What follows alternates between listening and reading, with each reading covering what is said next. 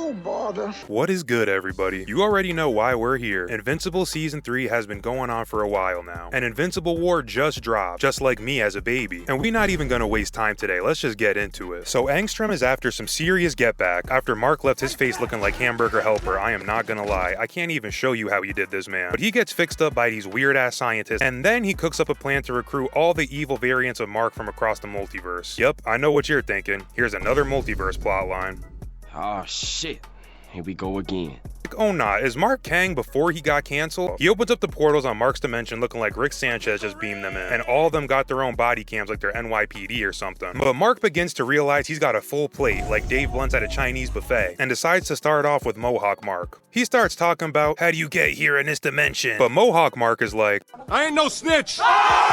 So he gets to swinging on Mark and connects a vicious gut punch. Follows it up with a heavy uppercut to catch his foot and do him like Loki. Now these two get into a DBZ sparking zero struggle until Mohawk headbutts Mark like Yuji did to Mahito. And he starts choking this man until he lands a double hammer fist on this man's eardrums. Like, god damn, you are gonna have some serious tinnitus, my boy. So Mark and Eve decide it's time to fight Executioner Mark. And I'm calling him Executioner Mark because he looks like the Executioner from Shrek. And I'm not gonna lie to you, these two jump the absolute shit out of Executioner Mark.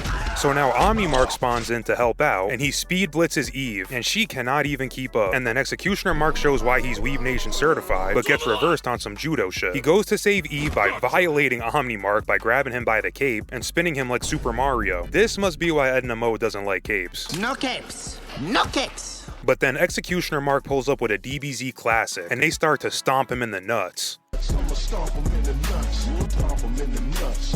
Then Eve summons a wall funded by the Trump administration and sends them flying into a building.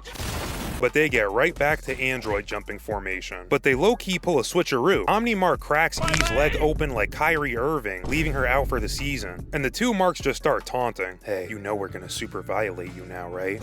Yeah, we're gonna fry you up like mama's gruel. But the Reanimin rain from the sky. Back at Guardians HQ, Lensless Mark is doing these guys bad, man. Somehow, Immortal is kinda going toe-to-toe with him, even though this should not be possible. But he's getting jumped by him and Darkwing Duck over here, using Kamui like Obito Uchiha. But that doesn't last long after he snaps Darkwing's leg, kinda like a bucket of crabs for a mukbang. Now Immortal starts teeing off on his face, and he is completely unbothered, just like SpongeBob getting hit by flats. Not to mention he ripped Shapesmith apart off screen. He should have popped that one Mr. Fantastic move from Marvel Rivals. He hits a 3-piece combo on him, no biscuit, and closes it out with a curb stomp from Gears of War. And to put the cherry on top, just like Usher with your girl front row, he chucks Immortal's head at Duplicate, slicing her in half like his head was Kung Lao's hat or something. But Darkwing seemingly sacrifices himself to get rid of him. Meanwhile, Inverted Mark is paying a visit to the Guardian dropouts, where he just ends up skedaddling, leaving Rex to 1v1 Inverted Mark. And he gives his all in his last stand, I gotta give it to him. Throwing explosives, energizing the floor, kinda like Ed Elric, but it isn't very effective. But Rex still has one final ace up his sleeve, one final trap card, and he sacrifices himself on some Majin Vegeta shit, talking about some, and even you, Kakarot, as he blows up his entire body to sky high, taking out Inverted Mark in the process. F's in the chat, because we officially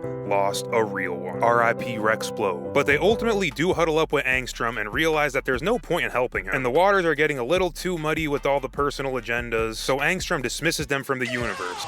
Cecil finds Angstrom on the UAV and sends Mark to face off with him, but once he gets there, he's just spamming these flying ring cameras at him. Kinda like the Sage of Six Path Orbs. What are them shits called? Truth-seeking orbs? Like, bro, you are not Naruto. Mark is just narrowly escaping the portals, but he has no answers for these projectiles right now. I got the answers, man! You ain't got the answers! And that's when Angstrom hits the domain expansion on him, and he starts cutting him like he got this mantle or something. You are not Sukuna. But Mark decides this has gone on long enough, and he starts fighting back until he starts choking Angstrom. Pause. That sounded crazy. Oliver pulls up from out of nowhere, and he's like, Do it.